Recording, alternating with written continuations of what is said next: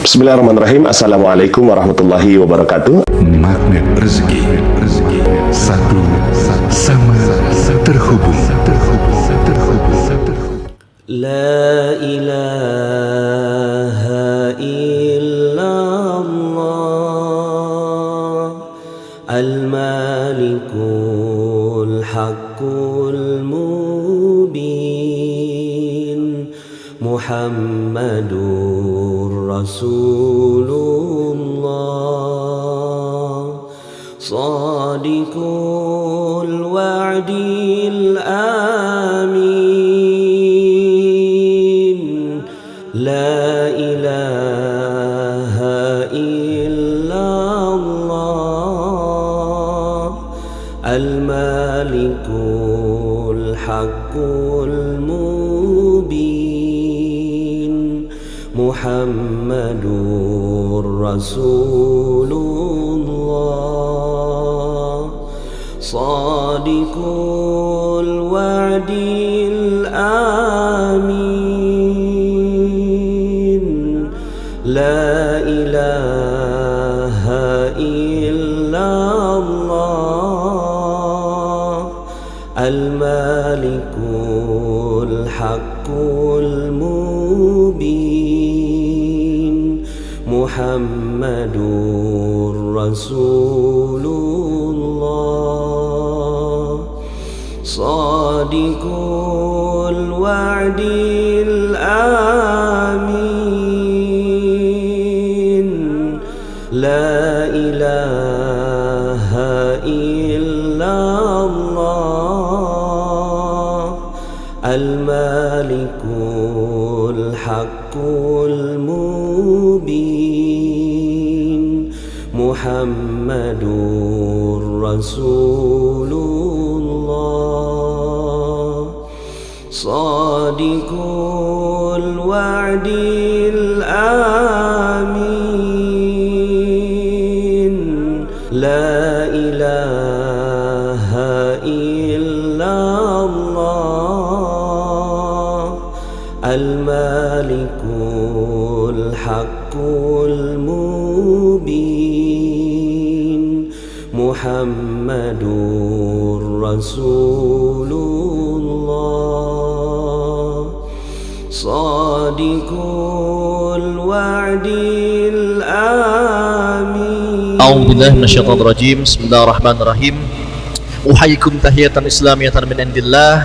Assalamualaikum warahmatullahi wabarakatuh.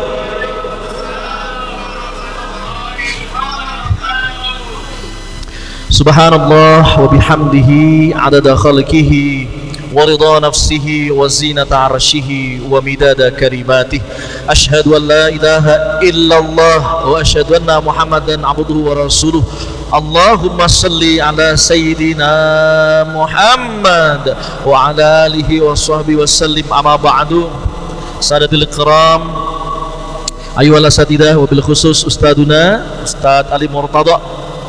Alhamdulillah beliau telah hadir di tengah-tengah kita ya, meskipun dengan kegiatan yang sangat padat ya, mendidik anak-anak santri-santri yang penuh dengan maunah pertolongan Allah Subhanahu wa taala.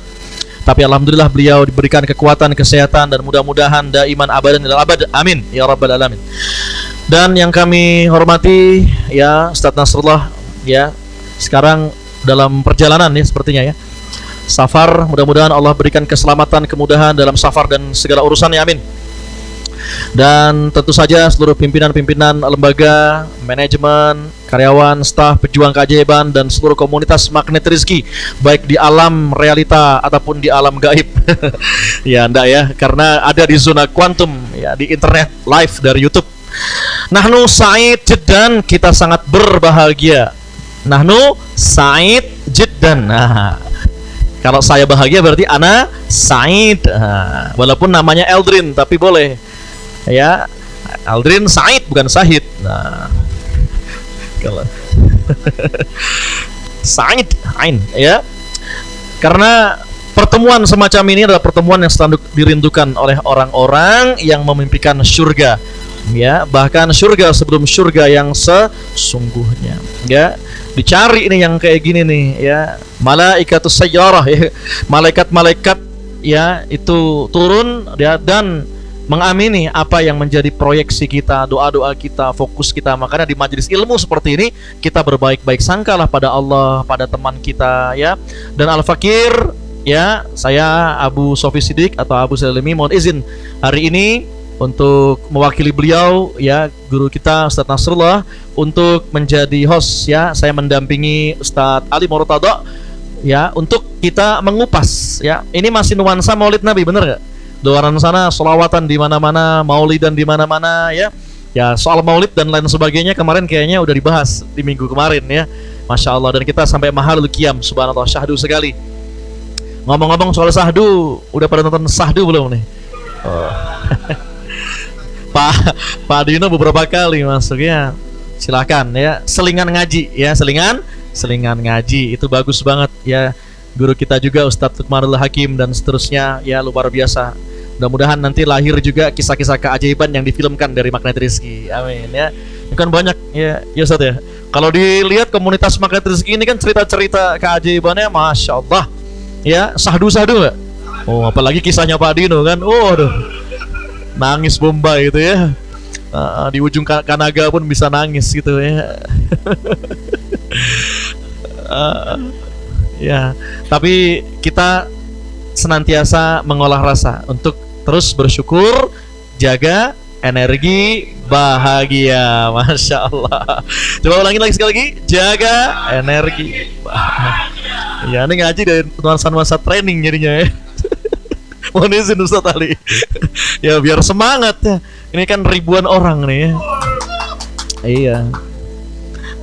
Nah, maka fi hadhil munasabah, di kesempatan yang baik ini kita akan mengulas selanjutnya daripada kitab yang sudah kita bahas di sebelumnya bersama dengan Ustadz Ali dan Ustadz Nasrullah, yakni kitab Khulasah Nurul Yakin.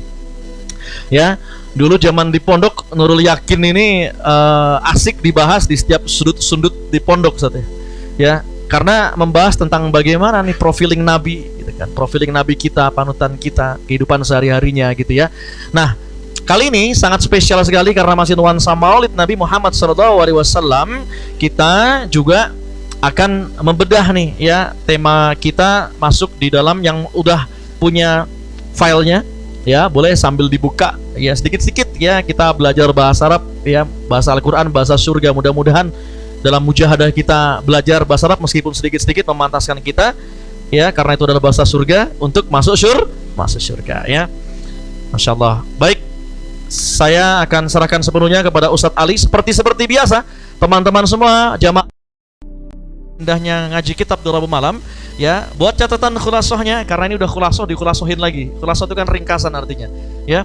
Nah, tapi antum kita semua membuat resumnya, ya, syukur-syukur di desain yang bagus, ya, baik video ataupun flyer, upload di sosial media, ya, di tag atau dikirim nanti di grup WhatsApp-nya Jamaah Ikram, ya. Nah, nanti yang terpilih terbaik akan mendapatkan hadiah spesial dari Magnet Rizki.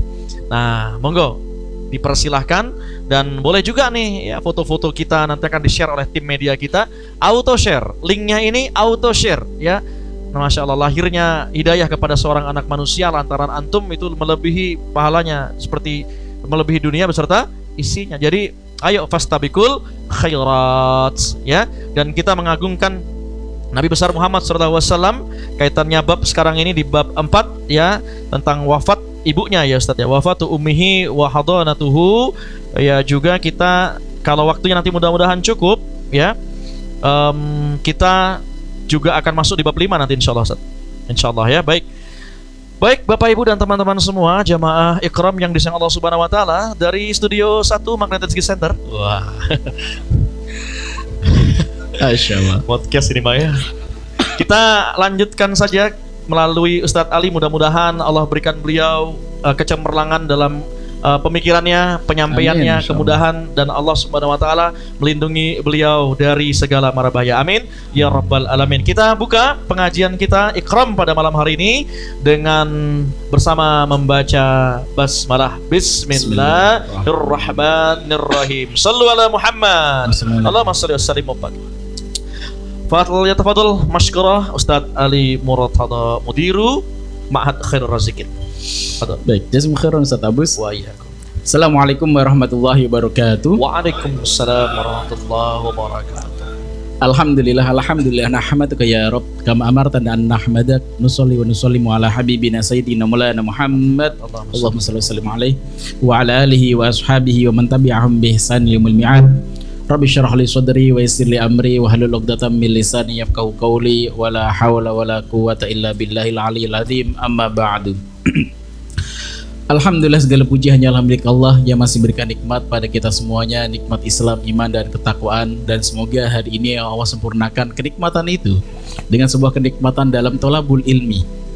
Karena apa? Semoga kita bagian dari hadis baginda Rasulullah, man salaka thariqan yaltamisu fihi ilman salakahu thariqan ilal jannah.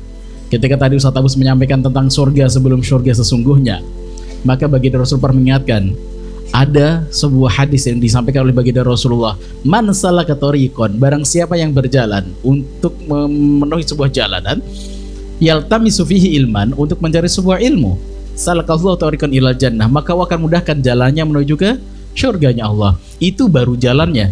Nanti urusan paham atau enggak itu urusan belakangan. Yang penting sudah ikhtiar untuk berthalabul ilmi, itu ada kemudahan menuju ke surganya Allah Subhanahu wa taala.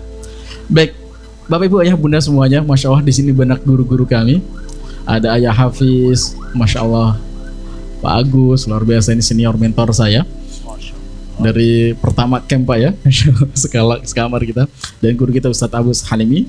Mohon nanti juga ditambahkan Ustadz, disemangati saya. Masya Allah. Baik, Bapak Ibu udah kelihatan di situ. Saya udah nge-share ke Pak Ang, boleh dibantu share Pak Ang di grup jamaah. Kita belajar kitab karena memang Ustadz Nas ketika merancang ini, kitab yang berbicara tentang pesantrenan apa? Ya ini Ustadz gitu, Nurul Yakin. Oh siap. Maka kita menggunakan kurikulum ini dalam kitab Nurul Yakin. Sekalian kita belajar. Jadi kalau Anda nanti di pesantren, ketika mau nyimak mereka, kita gak ngerti. Oh, Umi juga belajar. Nah, di mana? Di pesantren Ikrom, Masya Allah, seminggu sekali. Kitabnya apa Mi? Nurul Yakin. Masya Allah. Itu kitab kuning itu, Masya Allah.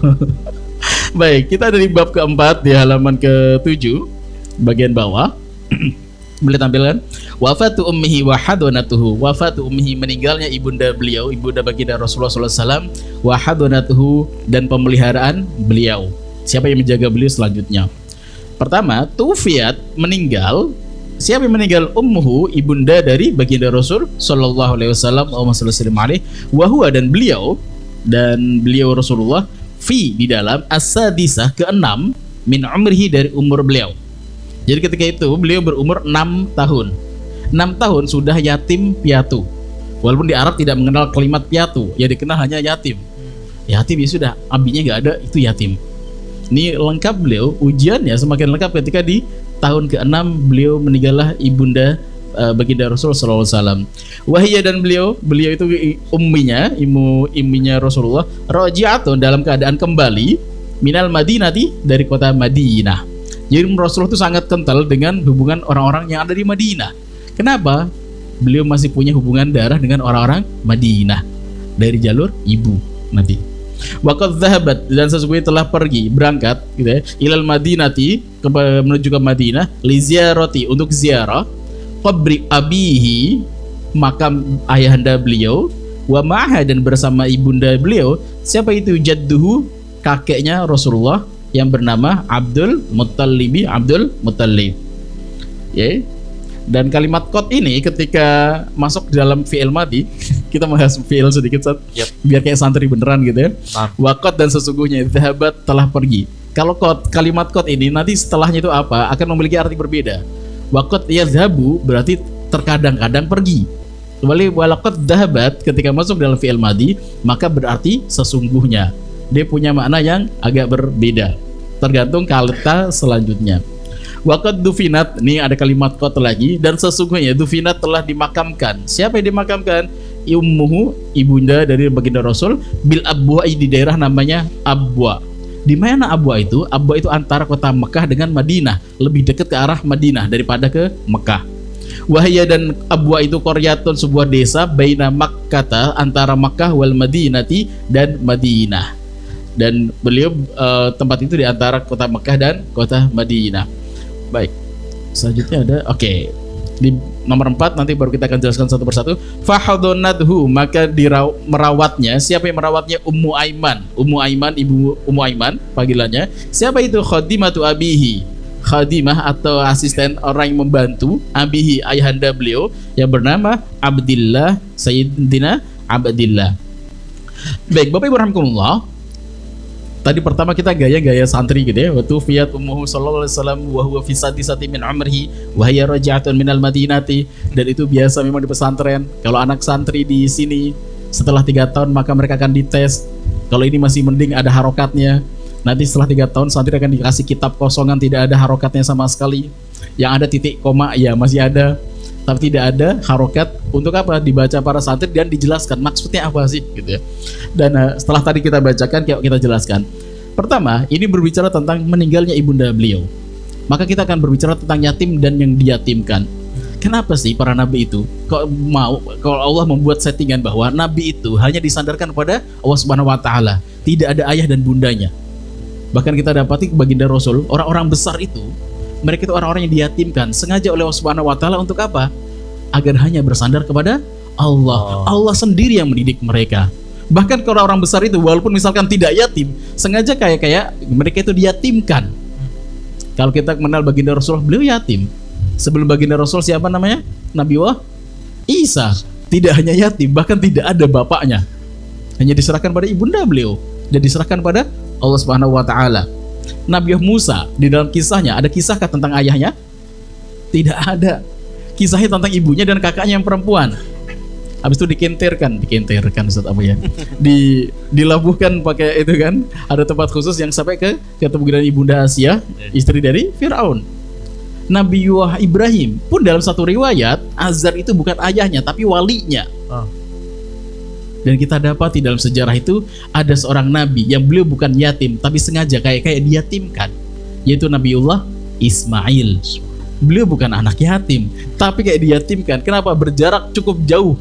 Bapaknya Nabi Ibrahim ada di Palestina, anaknya Ismail kecil dan ibunda beliau ada di Makkah. Masya Allah. Untuk apa? Biar hanya bertawakal kepada Allah Subhanahu wa ta'ala. Maka pun sama saat ini ketika di pesantren gitu, kisah tentang yatim dan diyatimkan itu kisah tentang para santri yang mereka kayak dijauhkan dari orang tuanya, belajar untuk lebih mandiri.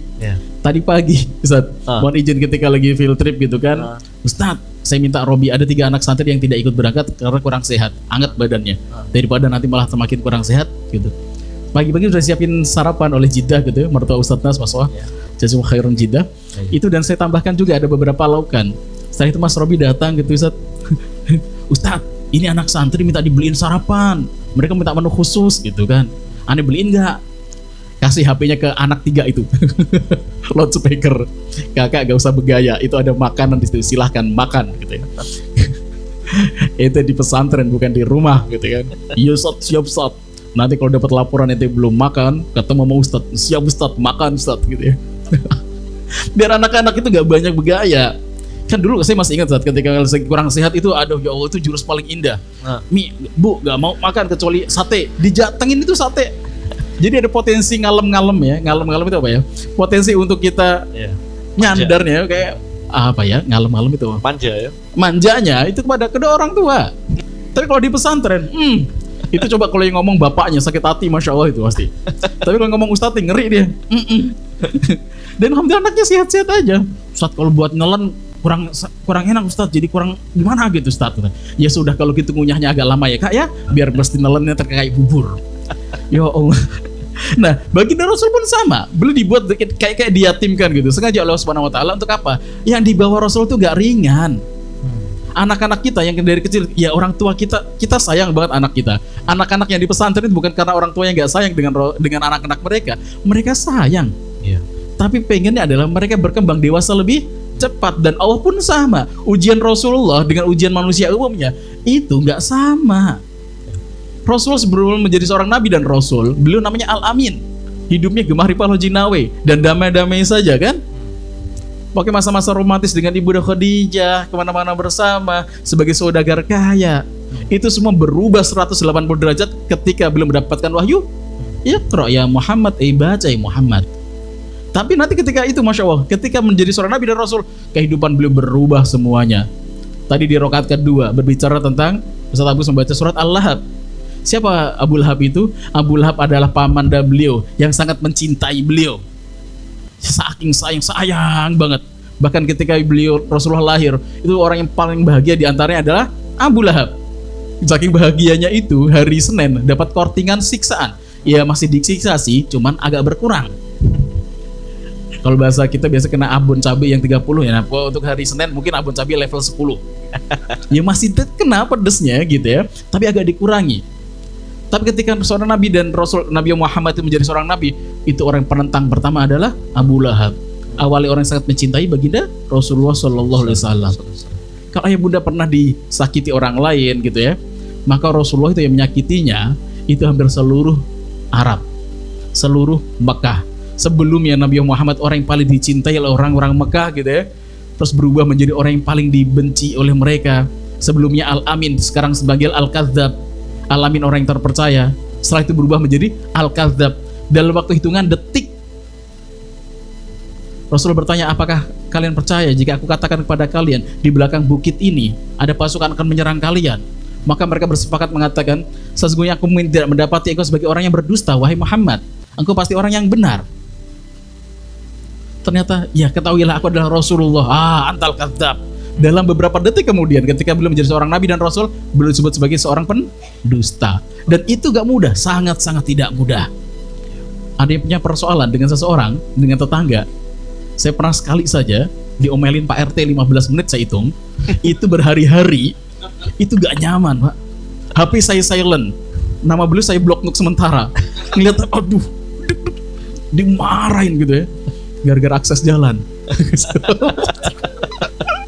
Allah, ini baru 15 menit. Bayangkan baginda Rasul keluar, setiap keluar semua orang mencaci maki beliau.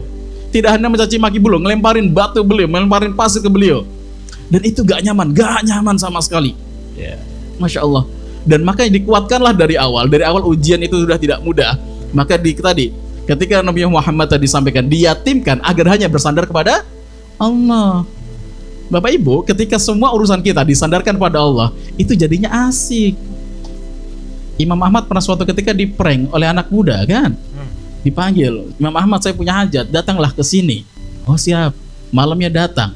Pas datang dikatakan pada Imam Ahmad, wah Imam Ahmad mohon maaf ya, nggak jadi.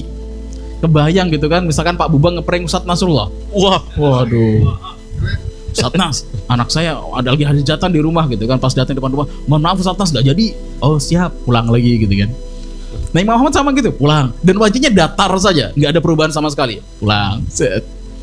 Tapi wah Ustadz Nas gitu, besok hajatannya jadinya besok bukan hari ini. Besok lagi Ustadz Nas datang seret. Oh mohon maaf Ustadz Nas nggak jadi. Oh gitu ya, pulang lagi. Tapi digantinya besok Ustadz. Hari ketiga pun sama dilakukan hal yang sama. Datang lagi dan mohon maaf nggak jadi wahai Ustadz. Allah. Itu kan Masya Allah, itu kan murid yang pantas untuk diomelin. Kalau misalkan seperti itu, contoh Pak Buba ya. Imam Ahmad melakukan hal itu tuh, sampai 3 kali. Di hari ketiga, saya anak muda ini kok gak mendapati, kok gak marah ya, gak komplain ya, gak ngomel-ngomel ya. Itu kebayang kalau saya di prank gitu sama murid saya gitu kan, di pesantren, Ustaz, Masya Allah, itu hatinya gimana gitu.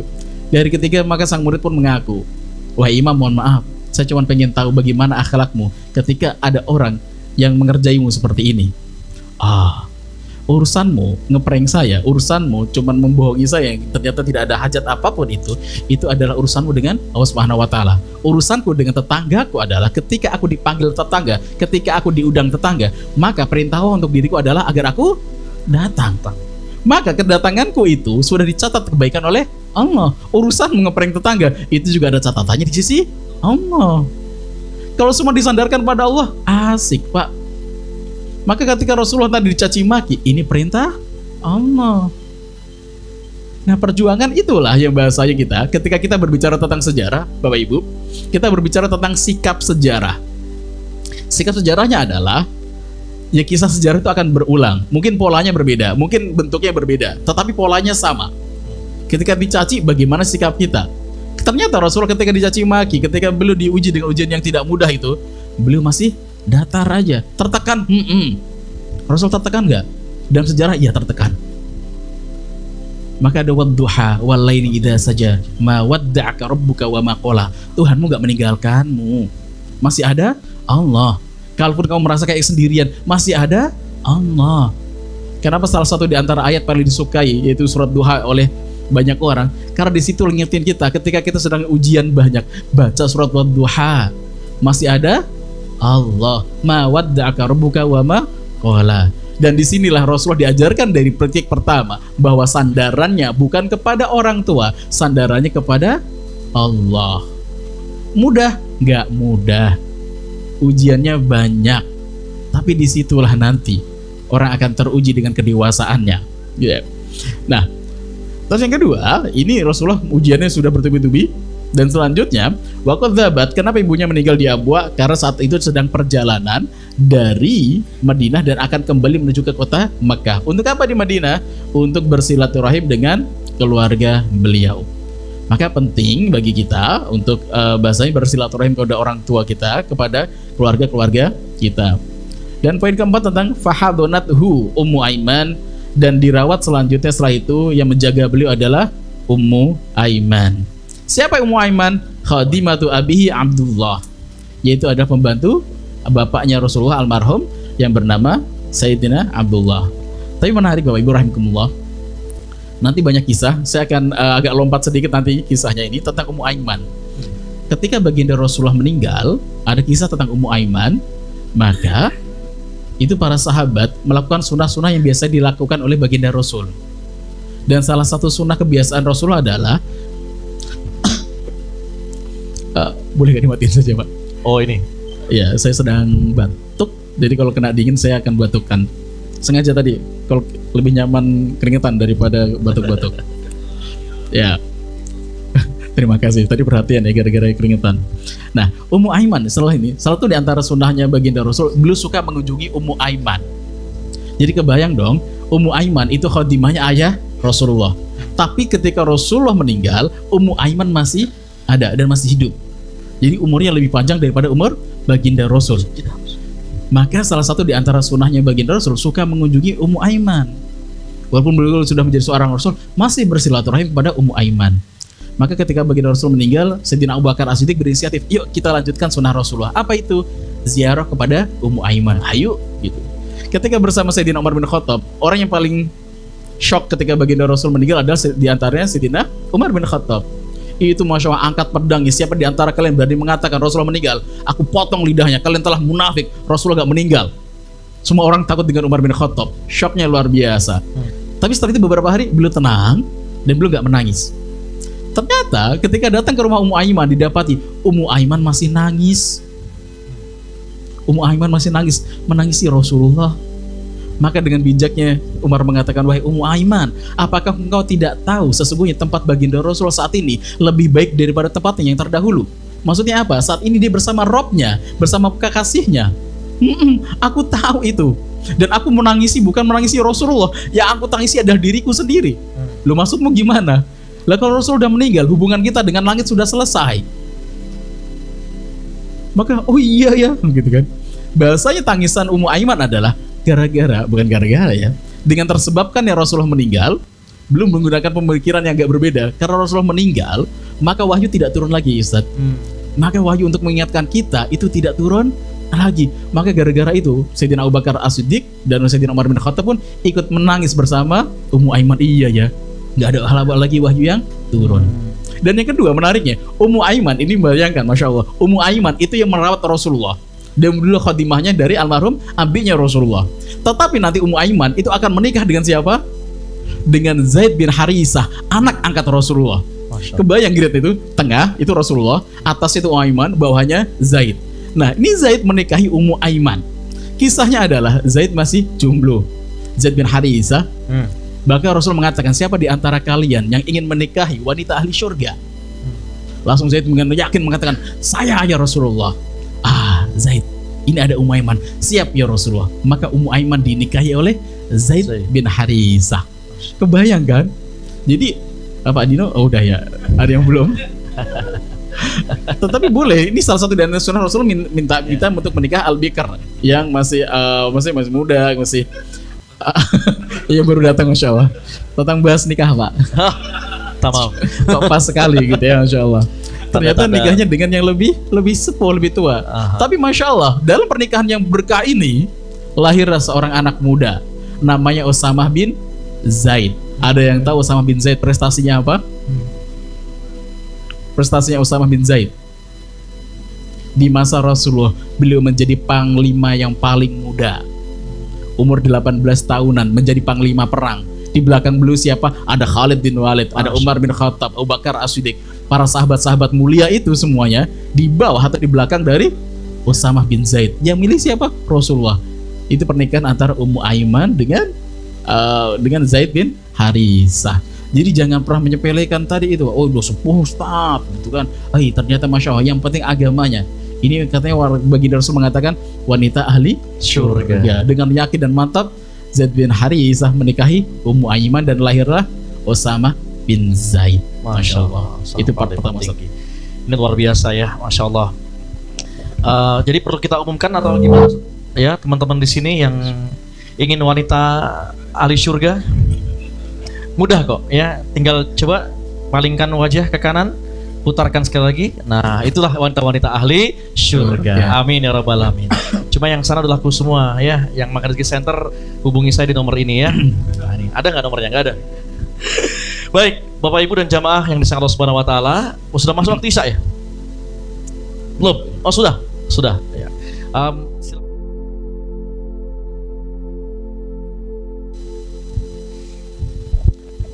Alhamdulillah, kumandang azan telah kita dengarkan bersama-sama. Doa setelah azan pun kita telah aminkan. Bapak Ibu semua, jamaah ikram yang disayang Allah Subhanahu wa taala, yang kaya hatinya, masih bersama kami dalam indahnya ngaji kitab tiap Rabu malam di Magnet Rizki Center. Masih bersama kita Ustadz Ali Murtado. Kali ini kita membahas kitab Nurul Yakin, mungkin baru saja yang hadir. Ya, babnya adalah tentang bagaimana wafatu ummihi wa hadanatsu, ya.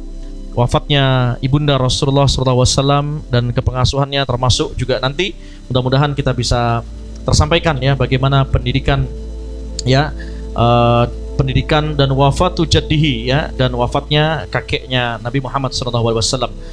Ustadz Ali Murtado, menarik sekali tadi saat Ustadz Ali menyampaikan tentang bagaimana Ummu Aiman ya sebagai wanita surga yang langsung itu didaulatkan ya dari lisan seorang Nabi Muhammad SAW ya. Artinya kayak dipromosiin ya, bahasa tidak halusnya ya.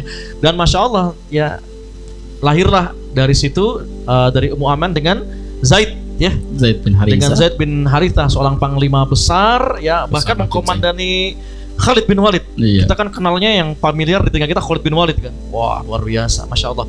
Jadi ini adalah sebuah sirah yang menarik sekali ya. Mudah-mudahan dengan kita proses memperbaiki diri, kalau di Magnet Rizki ya, jodoh terbaik kita punya ada salah satu jurusnya ya. Nah, jodoh terbaik ya, maka fokusnya adalah dengan kita memperbaiki diri. Nanti Allah yang akan dekatkan ya, Allah yang akan hadirkan jodoh itu, karena sebenarnya sudah ada ya, sudah disiapkan oleh Allah Subhanahu wa taala, seperti halnya janji Allah dengan surga bagi orang-orang yang beriman amal soleh, juga kekayaan, rezeki ya, seperti halnya di Quran surat An-Nur ayat 55. Wa'adallahu alladziina aamanu minkum wa 'amilus shalihaati la yastakhlifannahum fil ardi kama stakhlafal ladziina min qablihim. Janji Allah bagi orang beriman dan beramal soleh, Allah akan berikan kekuasaan, kekayaan ya, termasuk istri di muka bumi ini ya, seperti halnya orang-orang yang terdahulu. Jadi kita udah dijanjikan sama Allah rezekinya, jodohnya udah disiapkan oleh Allah Subhanahu wa taala. Ya, kau belum juga dapat jodohnya sampai sekarang, Ustaz. Saya pengen realnya, bukan di dunia gaib gitu kan. Wah. Nah, caranya gampang. Coba tangannya ke depan. Nah, pegang dahinya, astagfirullah. Ya. Ya. Kalau pegang perutnya malu-maluin gitu ya. Nah, kalau pegang ya, membuka perisai-perisai rezeki kita, hadirlah nanti wanita soleh ya. Seperti cerita Imam Syafi'i, tahu ya. Nah, Bapak Ibu semua, jamaah ikram yang disayang Allah Subhanahu wa taala. Karena waktu kita padat, singkat, kita pengen dapat lagi sirah dan ambil hikmah yang manfaat dari masih nuansa Maulid Nabi kali ini. buka telinga dan buka hatinya. Kepada Ustaz Ali Murtada, falyatafaddal mashkura. Fadal. Baik, izin saat hari ini dua bab sekalian lanjutan. Karena memang temanya tadi kecil-kecil ya, pendek saja. Sekarang di bab kelima, tarbiyatuhu wa wafatu jaddihi. Pola pendidikan Rasulullah dan meninggalnya sang kakek. Jadi setelah baginda ibunda beliau meninggal, perawatan utama ada di kakek beliau. Siapa yang tidak kenal Abdul Muthalib? Seluruh jazirah Arab mengenal Abdul Muthalib. Jangankan itu, Abraha saja yang sangar gitu ketemu dengan Abdul Muthalib yang harusnya duduk di atas di singgasananya, ketemu Abdul Muthalib, maka dia minta panggil itu pemimpin Mekah. Siapa pemimpin Mekah? Didatangkan, ternyata Abdul Muthalib. Pas buka tendanya masuk lu Abdul Muthalib, begitu berwibawa, maka turun itu dari singgasana turun ke bawah. Karena beliau mengatakan pada Abdul Muthalib, aku tidak ingin menaikkanmu ke atas singgasanaku karena pasti nanti rakyatku akan tidak terima akan kehadiranmu di dalam satu kursi yang sama. Maka gara-gara itu aku turun ke bawah. Itu apa ya, haibahnya Abdul Muthalib. Dan siapa yang mendidik Rasulullah? Yang mendidik Rasulullah adalah Abdul Muthalib, orang yang sangat berwibawa di antara orang-orang Quraisy. Oke, di bab 5 tarbiyatuhu wa wafatu jaddi, tarbiyah beliau, tarbiyahnya Rasulullah, dan setelah itu kisah tentang meninggalnya kakek beliau. Pertama, koma artinya berdiri, kiaman, berdiri bitarbiyatihi, terhadap tarbiyah atau pendidikan Rasulullah, ba'da wafati umhi, setelah meninggalnya ibunda beliau. Itu yang jagain siapa tarbiyahnya? Jadduhu, kakeknya Rasulullah. Namanya siapa? Abdul Muthalib. Wakana, dan ada Abdul Muthalib itu yuhibbuhu, mencintai baginda Rasulullah, aksar, lebih gitu ya, min hubbihi, dari cintanya, li auladihi, terhadap anak-anaknya. Kan sebenarnya biasa juga ya, kakek lebih mencintai cucu daripada anak, dan itu normal. Saya kemarin komplain sama ibu gitu kan. Oh, galak sampai anak gitu kan. Ya dulu ibu juga galak sama anaknya gitu kan. Enggak, ini beda, ini cucu ini. Kan gitu. Enggak. Dan kedua, ini karena cintanya memang spesial. Akhlaknya Rasul dari kecil itu udah berbeda. Jangankan akhlaknya, keberkahannya beda. Kemarin kita telah berbicara tentang Ibunda Halimah Sa'diyah yang sebelumnya datang dengan onta yang paling akhir jalannya deng dong gitu kan, kayak BMW lah, BMW bebek merah warnanya gitu ya, motor 75 gitu kan, jalannya tak gitu kan. Itu kira-kira NMAX sudah jalannya jauh gak kelihatan, dia tak. Pas pulang, masya Allah, bawa baginda Rasulullah itu sampai teman-teman nanya, wahai Halimah, apakah ganti ontanya? Enggak. Lu kok cepet? Ya nggak tahu, ini anaknya berkah gitu kan, masya Allah. Ontanya yang tadi kehausan, yang lemes, ternyata mengeluarkan susu banyak yang bisa diperah untuk diminum, dan diminumkan kambing-kambingnya juga diminumkan untuk keluarga ibunda Halimah Sa'diyah. Keberkahannya luar biasa. Nah, poin kedua, walamma, dan ketika balagha, sampai apa yang sampai, umurnya baginda Rasulullah sallallahu alaihi wasallam, samaniyata sanawatin, 8 tahun, mata, meninggal. Siapa yang meninggal? Jaddu, kakeknya beliau. Ba'da'an kafalhu sanatain, setelah mengkafilkan, menjaganya selama 2 tahun. Dan satu-satunya orang yang boleh duduk di kursinya Abdul Muthalib yang di depan Ka'bah itu hanya cucunya yang bernama Muhammad. Masya Allah. Yang memberikan nama baginda Rasul siapa? Kakeknya. Kalau Bapak Ibu perhatikan, saat ini nama yang paling banyak digunakan di dunia ini adalah nama baginda Rasul, nama Muhammad. Tetapi kisah tentang nama, pemberian nama itu pertama kali yang memberikan adalah kakeknya. Kan dilahirkan, pas lahir itu semua bahagia. Sayyidina Abdullah, ayahanda Rasulullah, itu adalah orang yang paling dicintai di antara anak-anaknya Abdul Muthalib itu. Paling disayang, kenapa akhlaknya paling mulia adalah Sayyidina Abdullah. Maka cucunya yang lahir itu paling dicintai pula. Siapa, penasaran, namanya siapa? Abu Lahab kah? Oh bukan, Abu Lahab sudah ada nama paman beliau. Ternama yang muncul adalah nama Muhammad. Maka semua orang kaget, itu nama apaan? Gak ada nama itu sebelum engkau mengucapkan kalimat itu. Aku gak tahu, aku terinspirasi, namanya adalah nama Muhammad. Ketika nama itu diucapkan, orang Arab komplain, lah kok nama kayak gitu. Kayak misalkan di kampung saya misalkan gitu kan, di pedalaman Jawa gitu kan, ada orang lahir, namanya siapa? Albert misalkan. Wih, ini nama apaan Pak? Dino. Kakak saya Dino itu Dino. Aldrin. Nah itu baru tuh.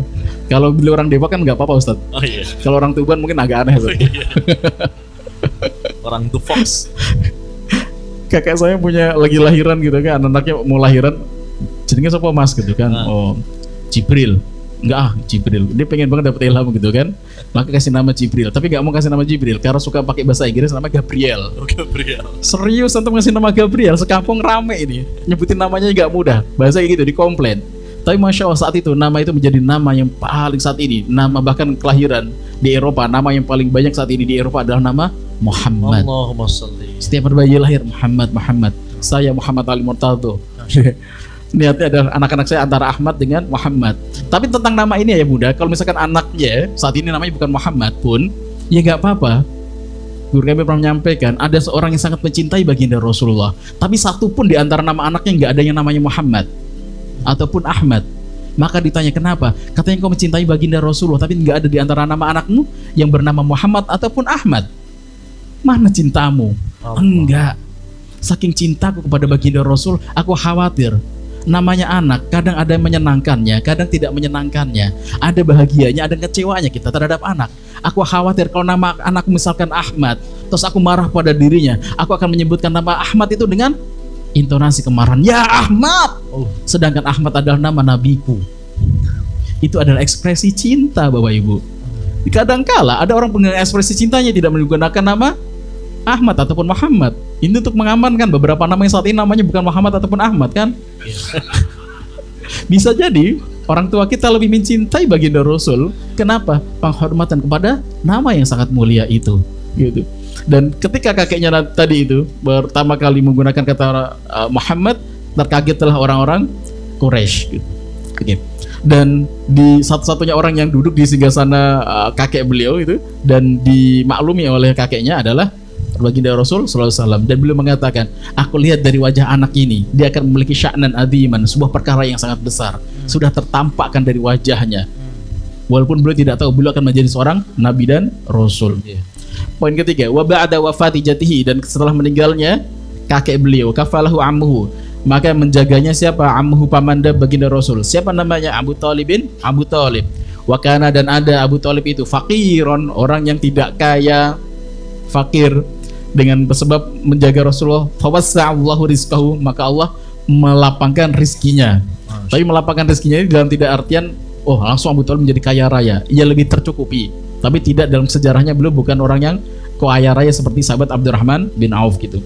Wa kana, dan ada sallallahu alaihi wasallam fi muddati kafalati ammihi, ketika dijaga oleh kakeknya paman beliau qani'an. Rasul itu orang yang qanaah, neriman, orang yang neriman. Bima, dengan apa? Qasamahullahu, yang Allah bagikan, wa yassarahu lahu, dan Allah mudahkan baginya. Beliau sangat qanaah. Sayyidina Abu Thalib itu beliau putranya banyak, tetapi secara rezeki finansialnya tidak sebanyak yang lain. Ketika Abdul Muthalib meninggal, maka baginda Rasul ini, Nabi Muhammad kecil ini, itu diperebutkan oleh dua orang. Satu namanya Abu Lahab, yang kedua namanya Abu Thalib. Abu Lahab jauh lebih kaya daripada Abu Thalib. Maka ditanya, siapa yang akan kau berikan hak pewaliannya kepada Abdul Muthalib, itu kakeknya beliau. Ternyata yang diberikan kepada Abu Thalib, pamanda beliau saat ini yang menjaga beliau. Kenapa? Karena Abu Thalib itu secara jalur nasab antara dengan Sayyidina Abdullah, ayahanda Rasulullah itu bapak dan ibunya sama. Kalau dengan Abu Lahab sama di bapaknya, gitu. Dari jalur ibunya berbeda, Ustaz. Nah, juga Abdul Muthalib afwan, kakek beliau melihat kecintaan terhadap baginda Rasulullah itu tertampakkan, lebih cintanya tertampakkan dari pamanda beliau terhadap baginda Rasulullah sallallahu alaihi wasallam. Dan beberapa kisahnya ketika Rasulullah makan, itu kan biasanya makan rebutan gitu kan. Karena saking ya memang porsinya tidak banyak yang dimiliki oleh Abu Thalib, rezekinya tidak banyak, makanya berebutan sama anak-anaknya yang lain. Dikasih cep, ayo makan terus gitu kan. Kayak antum kemarin kan ketika makan bareng teman-teman MRC gitu ya, makan antum santai kan. Ketika pas lagi makan bareng para santri kok pergerakannya beda ini gitu ya. Speed testnya itu luar biasa. Speednya lebih cepat gitu ya.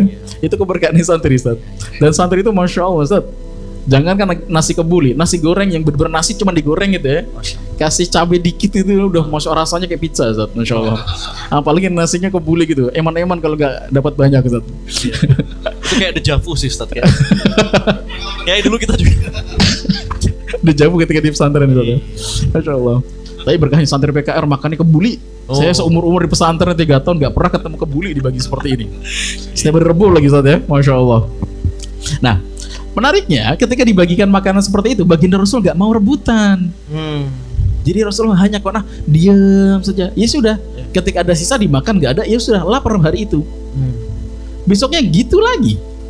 Jadi belum berani untuk menahan lapar. Gantian Abu Thalib pamanda beliau nggak tega. Loh kok anak ini beda. Beliau nggak mau rebutan. Makan tidak beradab itu nggak mau. Gitu. Maka yang dilakukan oleh Abu Thalib, sebelum makan dipisahin dulu, taruh satu piring. Nah, ini silahkan kau makan. Yang lain anak-anakku biarkan menggunakan pola yang sama seperti biasanya. Rasulullah punya pola tersendiri. Beliau orangnya qanaah. Kalau dapat alhamdulillah, kalau enggak ya sudah. Oh, qanaah itu gitu. Qanaah ya. Kalau dapat alhamdulillah, nggak dapat innalillah. Nggak dapat ya GoFood kalau di sini. Gitu, Masya Allah. Iya. Inilah baginda Rasul. Dan beliau tahu, dan beliau tidak ingin menjadi nanti kita akan lanjutkan itu Ra'yul Al-Ghanam wa Safratul Syam. Nanti di bab ke-6 bagaimana beliau berjuang. Beliau tahu kondisi pamanda beliau tidak seperti biasanya, seperti orang kaya gitu kan. Tapi secara nama ketokohan Abu Thalib seorang tokoh, beliau penguasa orang Quraisy, pimpinannya orang Quraisy, tapi secara harta beliau tidak sekaya seperti pamanda-pamanda beliau yang lain. Dan baginda Rasul sangat memahami hal itu, dan beliau menjadikannya tidak ngalem gitu ya, tidak manja dengan Abu Thalib, dan nanti akan membantu bagaimana mencari ma'isyah, mencari uang semenjak kecil. Maka Babi warahmatullah, tentang tarbiyah ini, tentang tarbiyah baginda Rasul ini, kita ingin mentarbiyah sebuah kemandirian. Maka ketika kita belajar sirah nabawiyah, kita ingin sedang mengamalkan nih sikap sejarah kita. Kira-kira ketika kita mentarbiyah anak-anak kita, berani gak kita mentarbiyah mereka dengan tarbiyah baginda Rasul di tarbiyah? Gimana teman-teman jamaah sekalian? Maka masukkan pesantren, ada pesantren sebulannya Masya Allah 5 juta gitu kan. Itu memang makanannya enak, tempatnya ber-AC, boleh ya silahkan juga kalau orang tuanya mampu gitu kan. Kalau di kami pesantren, kami nggak mau ada OB, biarin anak-anak santri itu yang bersihin sendiri gitu ya. Dan gaya tarbiyah kami seperti itu, silakan anak-anak mandiri. Kalau di tempat antum juga sama kan? Masya Allah, di Gontor. Ya, apa yang kita lihat, kita dengar, kita rasakan, kulluha tarbiyah. Iya, semuanya menjadi pendidikan. Jadi anak-anak tadi juga, saya yakin pada anak yang tadi pagi saya telepon itu juga mikir sampai sekarang, gini amat ya di pesantren ya. Dan juga sama kami. Kalau saya nggak bisa kerokan sendiri, seluruh saya masih ingat banget ketika masuk angin, apa yang Anda lakukan? Cari gelas, minta tolong teman saya sungkan untuk dikerokin. Caranya gimana? Di kop. Cuman kan nggak punya kop. Kalau di rumah ada ibu, bu, kerokin. Bahkan kalau dikerokin sama ibu itu dikasih 10.000 kita. Li, kerokin ya. Berapa? 10.000. Oke, boleh gitu ya. Malah dapat hadiah dari orang tua. Saking manjanya. Tapi ketika dalam pendidikan sendiri mandiri, saya dulu pakai gelas Bapak Ibu. Saya bakar di sini kasih kertas, ditempelin, kan dia narik kan, biar keluar tuh anginnya. Oh enak kan ya. Tapi badan bau banget setelah itu, bau angus. Tapi setidaknya kita mandiri, gitu loh. Kebayang kalau baginda Rasul dari awal itu disiapin semuanya. Jadi Nabi dan Rasul, ya Allah jadi Nabi nggak enak banget ya, gitu ya. Nggak siap dengan mentalnya, luar biasa. Pun sama ayah bunda. Suatu hari anak-anak kita, mereka akan mandiri, mereka akan menjadi seorang ibu, mereka akan menjadi seorang ayah, mereka akan menjadi seorang suami. Kalau misalkan mereka jadi suami, dikit-dikit bu, istriku ngambek, ya Allah. Kalau itu masih tercetuskan, berarti mungkin ada pendidikan yang kurang bagus yang kita ajarkan pada mereka.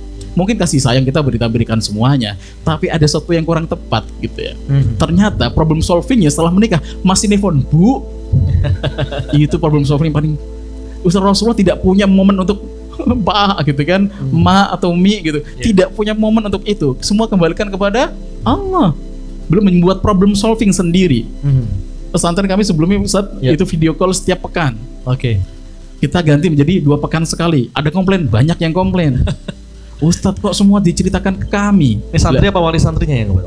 Wali santri komplain. Santri komplain nggak berani ya mau kiai. Nerima aja. Ya biarkanlah anak-anak itu ada dikit, ya Allah Ustadz, saya dicubit sama teman. Ya cubit balik lah. Ya masa gituan saja gitu kan. Ada namanya dalam pembulian. Alhamdulillah sekarang kan lagi marak pembulian di mana-mana gitu ya. Semoga Allah jaga anak-anak kita semuanya. Tapi ada 2 potensi sebenarnya dalam pembulian itu. Karena memang anaknya bullyable gitu ya. kayak menyebalkan dan dia tidak bisa mendefense dirinya sendiri.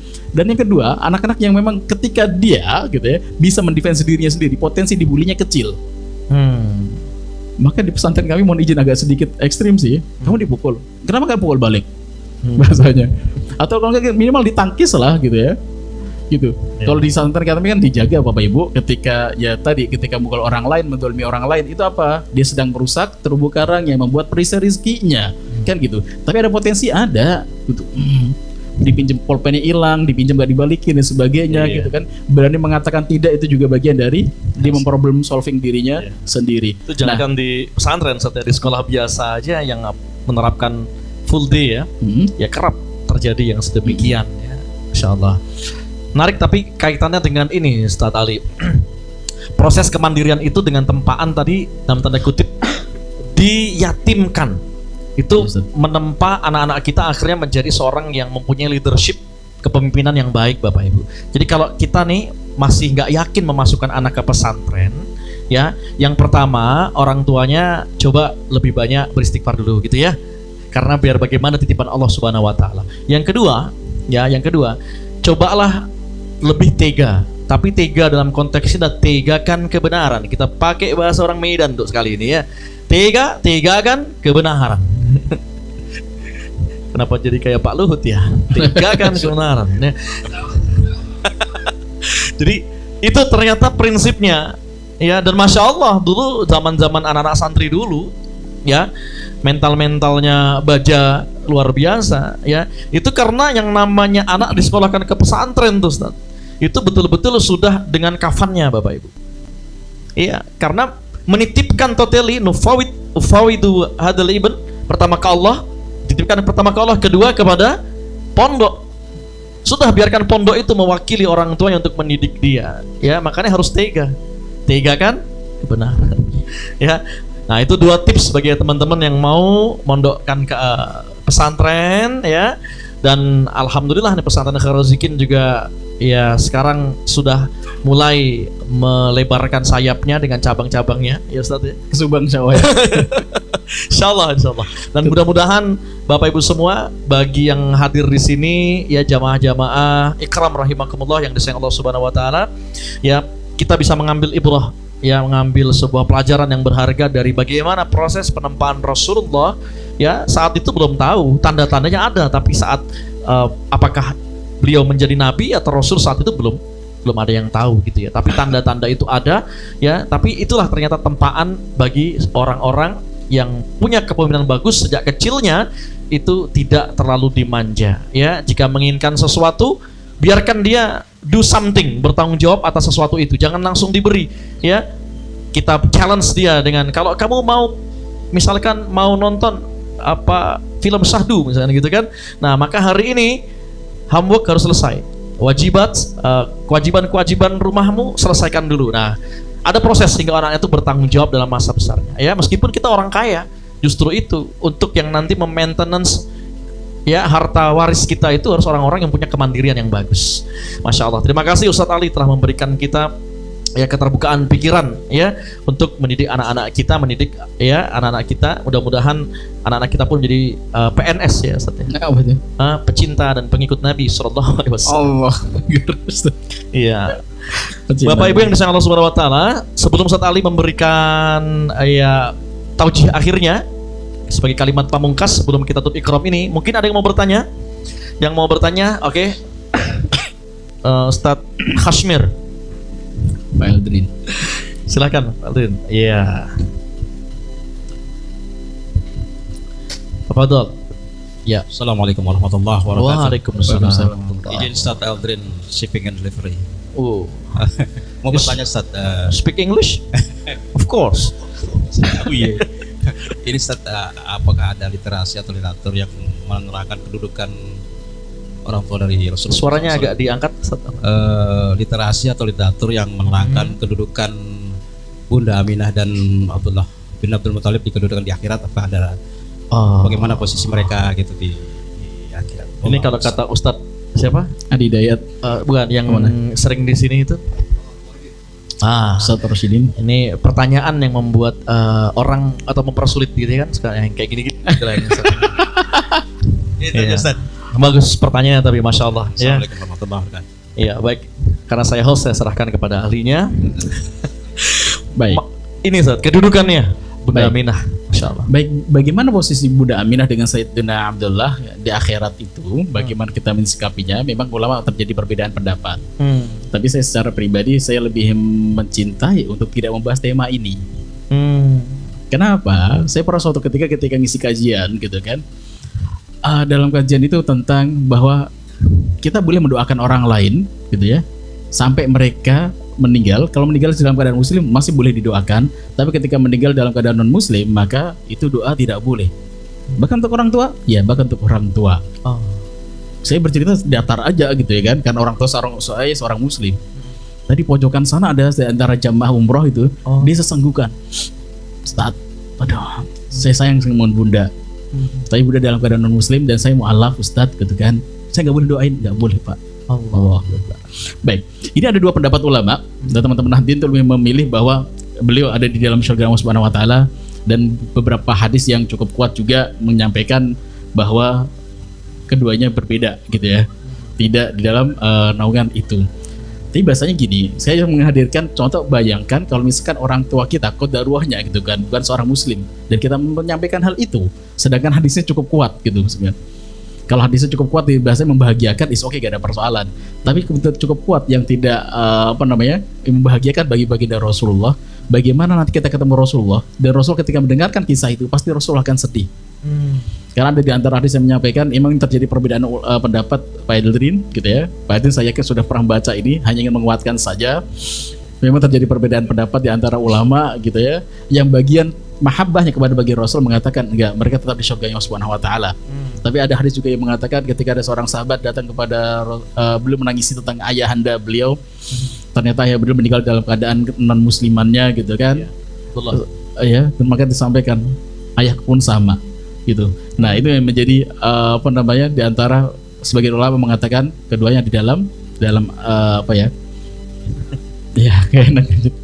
Nah, ala kulli hal ini kita kembalikan, yang penting adalah ketika kita berbicara sirah gitu ya. Sirah itu bukan tentang angka, sirah itu bukan tentang data, sirah itu tentang bagaimana kita bersikap. Nah, ketika kita memperdalam tentang tema ini, apa sikap kita yang muncul dari tema itu, hikmahnya? Saya tidak menemukan tema tentang hikmah dari ketika kita membahas tentang bapakmu surga apa neraka. Hikmahnya buat kita apa? Nothing, ya ada, kecuali sedang menyakiti anaknya. Bayangkan Abu Jahal laknatullah alaih, dan boleh kita mengatakan laknatullah alaih, dan ulama mengatakan itu. Tapi ketika nanti Fathu Makkah, Ikrimah bin Abi Jahal masuk Islam, Rasulullah mengatakan kepada semua sahabatnya, jangan panggil lagi dengan Abu Jahal, panggil dengan sebutan yang asli. Apa itu? Abul Hakam, bapaknya orang cerdas. Memang panggilannya Abul Hakam, nama aslinya. Amr bin Hisham, nama lainnya adalah kunyahnya Abul Hakam gitu. Itu orang yang sunnah awal ya. Yang siapa manggil dengan Abu Jahal? Rasulullah sendiri. Siapa yang merubahnya? Rasulullah juga. Sebab apa? Sebab Ikrimah masuk Islam. Penghormatan pada Ikrimah. Sedang posisi Ikrimah itu siapa? Baginda Rasul sendiri. Gitu. Maka dalam poin ini ya belum ketemu gitu ya. Kalau tadi kan kita bahas tentang bagaimana Rasul menghormati sahabat itu. Orang yang benar-benar confirm gitu ya, confirm masuk neraka, yaitu Abu Jahal. Itu saja Rasulullah masih merubah namanya dengan menggunakan Abul Hakam, mengambilnya dengan nama asli yang awal. Begitu kira-kira Pak Adrin. Ya, Alkil bagian pertanyaan kalau misalkan ada orang ngajak debat kita, Bapak Rasul di sini, oke, itu terserah saja. Maka sukut saja itu lebih aman. Diamnya kita itu lebih mengamankan untuk kita. Allah alam biswab. Allah alam biswab. Allah alam biswab. Yang terpenting tadi dalam kait konteksnya sirah ya. Saya ingat dulu satu hal yang sedikit banyaknya saya pribadi ya menyesali, itu adalah terlalu banyak hafalan saya dibandingkan memahami saat di pondok dulu. Ya. Jadi Khulasatul Nurul Yakin itu ya, dulu saya lebih senang diskusi dengan teman-teman yang memang sudah banyak inspirasinya atau cakrawalanya tentang sirah itu. Ini kan khulashah ya. Diskusinya asik di setiap ini, tapi saat masuk ruang ujian, kesalahan terbesar saya pribadi, walaupun itu bukan sebagai sebuah kesan gimana-gimana, yaitu adalah terlalu lebih banyak menghafal dibandingkan memahami dan mengambil pelajaran apa yang bisa saya ambil dari sirah itu. Nah, mudah-mudahan di Krom ini teman-teman semua ya, selain menambah pengetahuannya tentang sejarah gitu ya, banyak yang jauh lebih mungkin hafal sejarah itu Ustaz ya. Lantas kemudian sejarah itu menjadi sebuah peradaban yang baik bagi kita saat ini dan kemudian hari. Itulah jauh yang penting sebagai tanggung jawab kita ya, yang memimpin ya untuk liman ba'dana ya. Bapak Ibu dan jamaah ikram, ada dari akhwat mungkin dari ibu-ibu yang ingin bertanya, atau dari bapak-bapak jika ibu-ibu tidak ada. Apa Pak? Silakan Pak. Sebut nama dulu, dari mana pun. Assalamualaikum warahmatullahi wabarakatuh. Waalaikumsalam warahmatullahi wabarakatuh. Bismillahirrahmanirrahim. Nama saya Kaharudin. Ya, tinggal di Kampung Melayu. Masya Allah. Kemungkinan pada kesempatan ini saya ingin bertanya apakah itu masuk dalam bab yang kita bahas atau tidak. Tapi yang ingin saya tanyakan begini Pak Ustadz. Di dunia kehidupan kan biasanya suami istri. Ada yang punya 1 sampai akhir hayatnya. Ada yang belum punya juga Pak di sini Pak. Ya. Nah kemudian ada yang punya 2, di agama kan begitu ya. Ada 3, ada yang 4 gitu loh. Ya. Jadi nanti pertanyaannya, yang punya istri 1 atau suami 1 di sorga itu dia otomatis jadi suami istri apa dinikahkan lagi? Yang pertama. Yang kedua, yang punya istri yang punya suami 1, 2, 3, apakah 4-4-nya dipakai di sorga, dinikahkan lagi apa tidak? Gitu loh. Nah, makasih Pak Ustaz. Ini pertanyaan agak sensitif. Pertanyaannya menyakiti hati para jomblo ini. Aina hamam aina. Masya Allah. Pertanyaannya luar biasa. Masya Allah. Saya jawab pendek saja Pak ya. Iya. Ini ulama terjadi perbedaan pendapat yang cukup ekstrim. Memang nggak ada yang sepakat, dan di antara mereka tuh hampir bisa dikatakan rata gitu ya. Apakah ada yang paling jumhur di antara yang lain? Setahu saya tidak gitu. Bahkan pertanyaannya bukan hanya itu Pak. Kalau memang dengan istri sahnya dan saya meninggal, ya 4-4-nya gitu. Kan ntar saingannya dengan para bidadari. Bidadari di minggir semua. Ibu-ibu akan sangat cantik banget gitu ya. Bidadari itu lewat dah gitu kan. Kenapa saking cantiknya itu? Kalau saya katakan Pak, misalkan di 1 juta banyak atau sedikit Pak? 1 juta banyak atau sedikit? Hah? Banyak. Kalau misalkan setelah itu saya katakan 1 triliun banyak atau sedikit Pak? Lebih banyak. Banyak banget. Masih kelihatan kan 1 juta di antara 1 triliun? Tidak akan kelihatan. Ya. Kenapa? 1 juta awal kita mengatakan banyak banget ya, gitu ya. Pulang nanti semua dapat 1 juta semua, woi, masya Allah, gitu kan. Bisa tabus 1 triliun, woi, gitu kan. Wah, beda sendiri, gitu kan. Nah, akan kelihatan langsung redup sekali. Maka nanti para ibu-ibu jangan khawatir, ibu-ibu, gitu ya. Pertanyaan bapak itu membuat gak nyaman di bagian belakang, serius. Jadi kan seperti pertanyaan, Rasulullah bercanda dengan seorang nenek-nenek datang, ya Rasulullah, di surga ada nenek-nenek enggak ya Rasulullah? Bukan gitu. Ya Rasulullah, apakah nenek-nenek masuk surga? Maaf ya Nek, di surga enggak ada nenek-nenek. Nangis, bener-bener nangis. Dan dibiamin ya Rasulullah sampai pulang gitu, kelas pulang. Semua nenek-nenek ketika udah kembali, ya Rasulullah aku jadi cantik lagi. Gitu. Masya Allah. Ya jadi jangan khawatir ibu, makan nanti kecantikan itu nanti udah masuk surga. Masya Allah, amal-amal ibadah kita itu akan menjadikan kita semakin cantik. Nanti gak dikenali dong saat masih dikenali, yakin, jangan khawatir. Itu ya. Dan bahkan ini yang jadi pertanyaan adalah ketika misalkan ada seorang istri, suaminya meninggal, habis itu menikah lagi. Ini nanti di surganya ini sama-sama ahli surga nih, itu sama suami yang mana? Itu pun ulama pun belum ada sepakat. Nanti kita musyawarahnya di surga saja. Iya. Bener.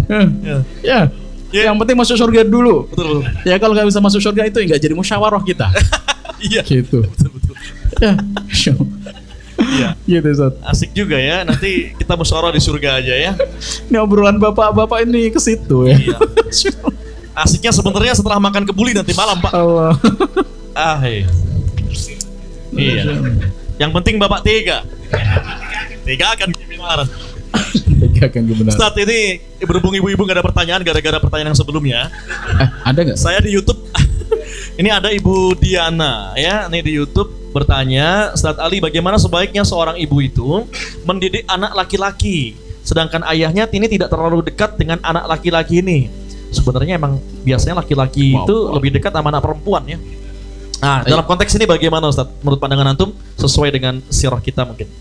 Baik, bagaimana dengan seorang tadi ayah yang tidak dekat dengan anak laki-lakinya? Kalau saya dengan anak laki-laki istri itu selalu angkat tangan kalau misalkan bercanda. Saya bercanda sama anak saya dibanting-banting. Wah, ya di kasur Ustaz, nggak mungkin di tempat umum. Emang bercandanya gitu. Anak laki itu diajaknya kayak gentle gitu loh, kuat-kuatan. Ya kodaro ketika istri gitu kan, saya lagi umrah atau haji itu pusing. Berat-berat nih anak-anak gitu ya. Biasanya kan sama bapaknya memang. Nah, memang cara pendidikannya yang idealnya adalah laki-laki dengan para laki-laki. Maka salah satu di antara dalam ilmu parenting, ketika kemarin saya pengen menyekolahkan anak gitu kan, dicek dulu di TK-nya ada guru laki-laki enggak. Jangan sampai anak laki saya diajarkan hanya seorang ibu-ibu. Guru TK banyakkan laki-laki atau perempuan? Perempuan, ibu-ibu. Makanya kalau anaknya seorang laki-laki, salah satu di antara mencari tempat TK atau SD-nya, itu kira-kira ada bapak-bapaknya atau enggak di situ.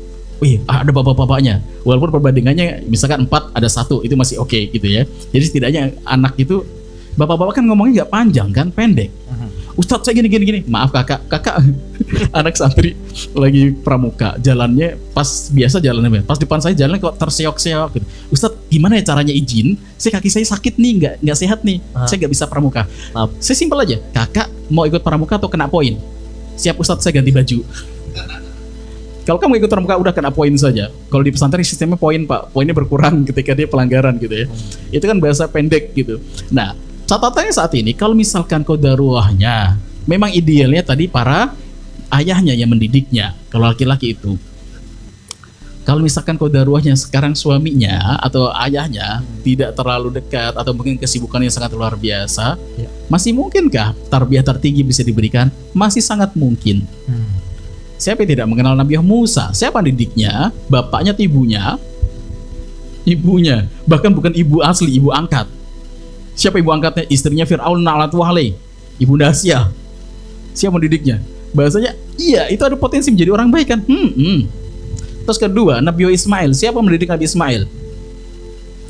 Mungkin bahasa kasar kita, Nabi Ibrahim ninggalin anak doang gitu. Lahir, habis itu tinggalin kan. Dari Palestina taruh di Makkah, itu masih memerah. Yang didik siapa? Nabiullah Ibrahim, Ibunda Hajar. Tapi Masya Allah gitu kan, menjadi anak soleh, tetap jadi anak soleh. Biasanya yuk ibu, Bu siapa tadi? Bu Diana, iya masih bisa menjadi potensi itu. Dan memang ada beberapa contoh yang cukup ekstrim sih. Ya, bibi beliau Sofia itu punya anak namanya Zubair bin Awam. Ya. Dan memang dari kecil beliau anak yatim. Didikannya kerasnya luar biasa gitu ya, tegasnya luar biasa. Dan ternyata Masya Allah Zubair bin Awam menjadi satu di antara 10 orang dijaminkan masuk surga tanpa hisab gitu. Maka ya bahasanya adalah itu masih punya suami. Yang nggak punya suami pun bahasanya seperti Ibunda Maryam bisa mendidik Nabi Isa kecil, bisa gitu. Maka contohnya banyak. Pimpinan ahli surga dari akhwat itu ada 4. 1, Ibunda Asia. Itu suaminya adalah Anatul Haleh. Ya kan Jawa suami ibu kan nggak separah ini kan, insya amin ya. Nggak mungkin lah separah dengan Fir'aun. Itu yang kedua, Ibunda Maryam nggak punya suami. Jadi suami penting atau tidak? Nggak penting, Masya Allah. Nggak ada jaminan kalau masuk surga bareng-bareng, masuk neraka bareng-bareng dengan suami. Nggak ada itu Pak. Maka bantah saja Bapak depan tadi ya. Saya sepakat dengan para ibu. Tapi ketiga siapa? Ibunda Khadijah. Ini yang paling ideal. Keempat Ibunda Fatimah. Di antara 4 ini milihnya siapa ibu? Pengen dekat dengan siapa? Ibunda Khadijah. Karena Ibunda Fatimah ini perujian juga gitu kan, menjadi orang mulia, suaminya juga mulia, tapi ternyata suaminya lebih milih pas-pasan gitu kan, dengan segala keterbatasan yang ada gitu. 10 orang dijaminkan masuk surga, semuanya orang kaya raya, tajir melintir, kecuali Sayyidina Ali bin Abi Thalib karena memilih pas-pasan gitu. Biasanya si ibu-ibunya milih Ibunda Khadijah. Ibunda Khadijah Ustaz ya, jangan Ibunda Maryam gitu. Ya tetap, maksud saya ingin menyampaikan, memberikan gambaran seperti Ibunda Maryam pun sama, tanpa suami beliau bisa menjadi ahli syurga dan bisa mendidik anak-anaknya. Maka pelajari sirah mereka, kira-kira apa yang bisa kita dekatkan dengan mereka. Para sahabat untuk mendekatkan para orang-orang soleh itu sampai mirip-miripin loh. Mirip-miripin itu gimana Ustaz? Kalau saya sama antum Ustaz, itu gak mirip dengan Sayyidina Abu Bakar As-Siddiq. Kenapa? Kurus. Iya, kita tuh agak mirip dengan Sayyidina Utsman. Padahal nama saya sudah mirip Ustaz. Persoalannya Abu Sofi, Abu Bakar. Astagfirullah. Kenapa beliau kurus banget gitu kan? Kalau bilang Sayyidina Umar, kurang keker juga kan kita. Tiba-tiba auto nahan nafas. Ya katanya agak berisi gitu kan. Sayyidina Utsman bin Affan. Atau Sayyidina Ali bin Abi Thalib, katanya beliau pendekar, pendek dan kekar. Oh pedangnya besar nih luar biasa gitu. Mirip-miripin aja. Kalau anak kita sudah jalan-jalan keluar, bawa pentungan kemana-mana, Kak kok bawa pentungan? Aku galak kayak Umar. Selesai Bapak Ibu. Kenapa? Dia punya role model. Saya pengen seperti Umar. Walaupun galak, ya satu sisi galak, sisi lain kan kecerdasannya, kesolehannya gitu kan. Tapi kalau anak kita cuing gitu, kayak apa? Superman, itu PR-nya masih banyak. Nah, Saya itu masih kecil, itu pengen banget menjadi Nobita. Kenapa? Nontonnya Doraemon. Dan saya orangnya sering nggak on time, apalagi hari Senin itu impian saya menjadi Doraemon. Ya Allah, kok on time banget gurunya, ya Allah, ketinggalan lagi nih. Andai punya Doraemon, punya pintu ajaib, dibuka langsung masuk kelas, nggak ketemu sama kepala sekolah, nggak dihukum duluan. Itu PR Bapak Ibu. Maka Bapak Ibu Masya Allah, dari kecil anak kita diajarkan tentang para sirah, para nabi. Wih, orang keker banget, perang nggak pernah kalah. Namanya siapa? Khalid bin Walid. Apalagi Bapak Ibu tuh enak banget hidup di Indonesia. Mayoritasnya Muslim. Film-film Islam itu banyak banget. Itu Masya Allah, diterjemahkan mungkin di Arab, diterjemahkan di Indonesia banyak banget. Film yang terbaru kemarin tentang Bilal bin Rabah, anak santri saya tontonin aja, gagahnya Bilal bin Rabah luar biasa. Gitu ya, biar mereka punya role model. Kalau anak-anak kita saat ini seneng banget, Masya Allah, saya pengen banget tulisannya misalkan saya pengen kayak Ustadz Nasrullah. Selesai itu. Kenapa? Maksudnya apa Kak? Pengen bangun pesantren di Kalimantan. Luar biasa. Itu udah selesai tugas Bapak Ibu. Dia tinggal kasih apapun, dia akan bergerak sendiri. Tapi kalau dia belum ketemu role modelnya, belum ketemu tujuannya, maka kita dorong kayak apapun, dia akan mager di situ. Gitu. Maka kenalkan orang-orang soleh ini. Nah, gitu. sekarang Ustaz. Ini ada pertanyaan, cuma mungkin jawabannya nggak saat ini, Ustaz, karena kita belum masuk sampai ke bagaimana Rasul saat sudah menikah ya. Ini tapi gara-gara ada trigger pertanyaan tadi, pertanyaan yang tidak perlu jawab, cuman saya bacakan saja. Ustaz Ali mungkin bisa komentar singkat aja. Afan Ustaz Ali, berarti kakek Rasulullah SAW istrinya lebih dari satu ya Ustaz? Kan sensitif nih Ustaz. Kakek Rasulullah? Iya, ini maksudnya kakek di sini tulisannya kakek Rasulullah. Banyak Ustaz, bukan satu. Mungkin yang dimaksud Rasulullah dia. Iya, ini berarti kakek Rasulullah SAW istrinya lebih dari satu ya Ustaz? Oh iya, itu tadi pertanyaannya banyak. Itu Bu Anita. Iya, kakek Rasulullah istrinya dari satu, dan itu udah biasa. Beberapa sahabat ahli syurga itu pun, itu kan ketika turun ayat tentang masnau sulasa wa ruba, itu kan bukan ayat tentang nambah, itu ayat tentang mengurangi. Catat, ayat tentang mengurangi, bukan karena rata-rata di antara mereka istrinya itu lebih daripada 4. Ayat itu membatasi batasannya 4, Bapak. Asbabun nuzulnya gitu ada ya. di situ Ustaz. Dan ini tolong bapak-bapak. Ya, bapak-bapak. Mohon maaf, ini sosial ketika didiskusikan di sini itu menjadi suatu sensitif. Kalau didiskusikan di Arab itu bukan sensitif. Iya. Ketika di Arab catatkan, ente mutazawij mazal, anta miskin. Ente udah nikah belum? Ente miskin sekali gitu kan. Serius. Punya mobil kayak apapun kalau belum nikah itu miskin. Maka kayaknya gimana, istrinya banyak. Gitu kan. Dan sepinter apapun belum menikah miskin. Di Libya kami Rolls Royce itu kan mobil mahal kan. Beberapa di antara orang-orang Libya itu ketika jalan gitu, kita naik taksi, biasanya taksinya ada Rolls Royce juga gitu ya, taksi gitu. Hadalaka, ayo hadalik. Enta mutazawij, la ana mazal. Limada? Ana miskina. Ente punya mobil belum berani nikah gitu kan. Dan kita bisa mengatakan mereka miskin, memang kebiasaan seperti itu. Nah, ketika jumlahnya banyak, itu kan memang sosial di sana itu menunjukkan bahwa itu gengsinya sendiri. Memang saat itu kan ini belum berbicara tentang masa dakwah Islam kan. Kita belum turun wahyu di sini. Memang istrinya para sahabat, orang-orang kebiasaan orang kultur Mekah itu istrinya banyak. Kenapa? Memang para laki-lakinya hobinya perang. Maka banyak yang terbunuh, banyak yang meninggal. Hobinya perang. Maka kalau kita berbicara tentang Asyurul Hurum yang berjumlah 4 itu, Rajab, Dzulqa'dah, Dzulhijjah, Muharram, itu berbicara tentang pembatasan perang. Defaultnya 12 bulan itu adalah perang. Kecuali 4 bulan ini ya, jangan perang dulu. Haram hukumnya perang. Maka nanti dikuatkan di dalam Islam gitu, ketika Islam sudah datang dikuatkan itu menjadi Asyurul Hurum yang di-ACC oleh Allah Subhanahu wa taala.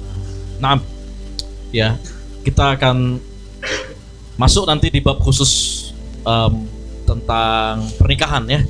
Tentang pernikahan. Oh ya, setelah itu nikah. Ya, seru itu. Ibunda Khadijah nanti setelah itu ya. Iya. Masya Allah ya. Tapi nanti ketika berbicara tentang pernikahan Ibunda Khadijah, yakin bapak-bapak semuanya akan terdiam. Yakin. Kira-kira kenapa? Hari kapan saat Ibunda Khadijah itu dengan Ibunda Khadijah itu udah ada kalimat poligami. Ada cuma Indomie. Antum sekarang cocok menambah titel baru di belakang antum, Ustaz. Apa Ketua MPR ya. Apa itu? Ini motivator pernikahan ala Rasulullah. Masya Allah. Kita buat forum khusus untuk itu. Ustaz, ini ada kawan kita SBMR nih, ya mungkin ini terakhir karena sudah 19:49 ya, 1 menit lagi. Saat Rasulullah berdagang, ini agak naik dikit, it's okay, nggak apa-apa ya. Beliau memasarkan barang-barangnya Khadijah radhiyallahu anha. Artinya di zaman sekarang, ini kan banyak juga ya SBMR dan lain sebagainya. Zaman sekarang apa yang dilakukan Rasulullah ada seperti seorang reseller, ya. Jadi mengambil dari barang orang seperti halnya Khadijah, diambil barang-barang oleh Rasul, lalu dijualkan oleh Rasul ya. Bahkan trading beliau sampai ekspor impor ya. Nah, apakah lantas menjadi reseller termasuk sunnah, Ustaz? Nah, gitu. Baik. Pertanyaan bagus. Ini ketika belajar sirah dengan sunnah mungkin agak sedikit irisannya banyak, tapi ada titik yang berbeda. Dimulai sebuah sunnah itu adalah ketika beliau berumur 40 tahun. Ketika beliau diangkat menjadi seorang nabi dan rasul. Jadi sebelum kejadian itu cuma pengambilan hikmah, Ustaz. Tidak bisa dijadikan sunnah, haram, makruh, wajib, tidak ada. Kenapa? Beliau belum menjadi seorang nabi dan rasul. Jelas ya?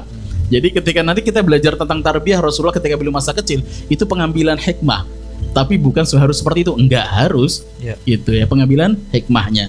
Oh, Rasul dididik dengan cara seperti ini. Nanti disamakan apakah dia terconnecting dengan materi keislaman yang lain?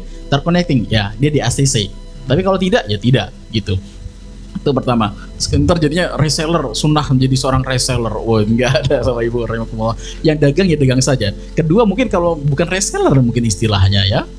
Rasulullah dapatkan modal dagang. Jadi bahasanya di sini Bunda Khadijah itu investor. Dan Rasulullah itu menjadi seorang yang pelaksana investor apa Ustaz? Ya pengelola ya. Pengelola gitu. Dan ketika Rasulullah mendapatkan modalnya, bahasa saya harusnya tidak menggunakan, ini kan karena tata sopan saya, seharusnya tidak menggunakan kata Rasulullah, ya Muhammad saja. Cuman ketika Bapak Ibu mendengar kata Muhammad kan jadinya keasopan banget ya. Maka contoh gini, saya masih tergelitik dengan ucapan yang Gus Bah. Ada seorang ulama gitu, seorang kiai yang saking sopannya kepada Rasulullah gitu kan. Ketika berbicara tentang sirah nabawiyah menggunakan sudut pandangnya Abu Jahal, waqala Abu Jahal, dan Abu Jahal mengatakan gitu kan, ya Muhammad, ya Rasulullah gitu kan. Gak mungkin Abu Jahal mengatakan ya Rasulullah, pasti akan mengatakan ya Muhammad. Ntar kalau bilang ya Muhammad gak sopan dong. Iya emang gitu, menunjukkan sudut pandangnya. Dan seharusnya ketika di awal ini tidak berbicara tentang ya Rasulullah, ya Muhammad. Kenapa tidak ada label untuk Rasul di masa itu sebagai seorang nabi dan rasul gitu. Di masa kecil itu ya, masa kecil 6 tahun, 8 tahun, bahkan sampai beliau berdagang. Betul. Tapi karena ihtiroman kita, pendekatan menghormatan, maka menggunakan kalimat ya Rasulullah. Walaupun misalkan menggunakan pendekatan kalimat yang lain, ya tidak apa-apa. Kayak waqala syaitan, misalkan setan berkata di dalam Quran, misalkan dia berkata gitu kan, maka bersabdalah setan. Setan kok bersabda gitu kan? Itu kan kalimatnya diceritakan dalam Al-Quran. Nah itu kan kadang sudut pandangnya yang kurang tepat. Nah kembali kepada kisah tadi, pertanyaan Ustaz, ini bahasanya ini sirah nabawiyah, masih fase-fase awal. Nanti ketika beberapa halaman kemudian kita akan sampai dapat wahyu pertama, maka itu menjadi sebuah sunnah. Ketika apapun yang dilakukan Rasulullah, marahnya Rasulullah itu menjadi bagian dari kesunahan. Kenapa? Semua yang dilakukan sunnah itu kan ada 3. 1 qauli, ucapan beliau. 2 fi'li, apa yang dilakukan beliau walaupun tidak diucapkan. Ketiga takriri, ketetapan beliau. Ada sahabat melakukan itu, Rasul liatin dan tidak takririah. Kalau sahabat melakukan amalan dan tidak dikomplain oleh Rasulullah, maka menjadi sebuah sunnah pula. Salah satunya adalah sholat mutlak setelah wudu yang dilakukan oleh Sayyidina Bilal. Dan itu bahasanya sholat sunnah mutlak gitu kan. Rasulullah melihat tuh, oh disetujui bahasanya. Itu menjadi takrir, sunnah takririah. Qarar. Ya. Alhamdulillah jamaah ikram rahimakumullah yang disayang Allah, yang kaya hatinya. Akhirnya ya, dan kita pada malam hari ini kitab Khurasah Nurul Yakin bersama dengan Ustadz Muhammad Ali Murtada. Dan insya Allah kita akan berjumpa di Rabu yang akan datang. Terus pantengin ya, siapkan semua yang Anda butuhkan dalam mengaji. Sungguh-sungguh hadir utuh meskipun itu online. Sebaiknya Anda siapkan itu semua, karena seperti Anda menyiapkan pembekalan kita sampai nanti kita insya Allah masuk ke surga. Amin ya rabbal alamin. Terima kasih bagi yang telah hadir di Makkah Rezeki Center, adalah tamu-tamu istimewa kami. Setelah ini kita akan sediakan ya, tadi sudah mendapatkan makanan-makanan spiritual, hikmah, ilmu dan seterusnya. Insya Allah setelah ini kita akan lengkapi ya dengan makanan jasmani kita, insya Allah berkah. Bapak Ibu, kita doakan untuk seluruh guru-guru kita, jamaah dan seluruh unsur yang ada di Makan Rezeki khususnya. Semoga Allah meninggikan derajatnya, termasuk derajat orang-orang yang menurut ilmu seperti Anda semua, membahagiakan, memuliakan dan diberikan kesehatan, kekuatan, kesabaran dalam menempuh jalan-jalan keajaiban. Lihadini as-salih wa likulli niyatin sholihatin. Naqra'ul furqan al-Fatihah. A'udzubillahi minasyaitonir rajim. Bismillahirrahmanirrahim. Alhamdulillahirabbil alamin. Arrahmanir rahim. Maliki yaumiddin. Iyyaka na'budu wa iyyaka nasta'in. الصراط المستقيم صراط الذين أنعمت عليهم غير المغضوب عليهم ولا الضالين آمين آمين رب العالمين أعوذ بالله من الشيطان الرجيم بسم الله الرحمن الرحيم والعصر إن الإنسان لفي خسر إلا الذين آمنوا وعملوا الصالحات وتواصوا بالحق وتواصوا بالصبر Subhanakallah bihamdika asyhadu an la ilaha illa anta astaghfiruka wa atubu ilaik. Salam satu sama terhubung. Saya Abu Salami dan Ustadz Ali mohon izin undur diri. Assalamualaikum warahmatullahi wabarakatuh.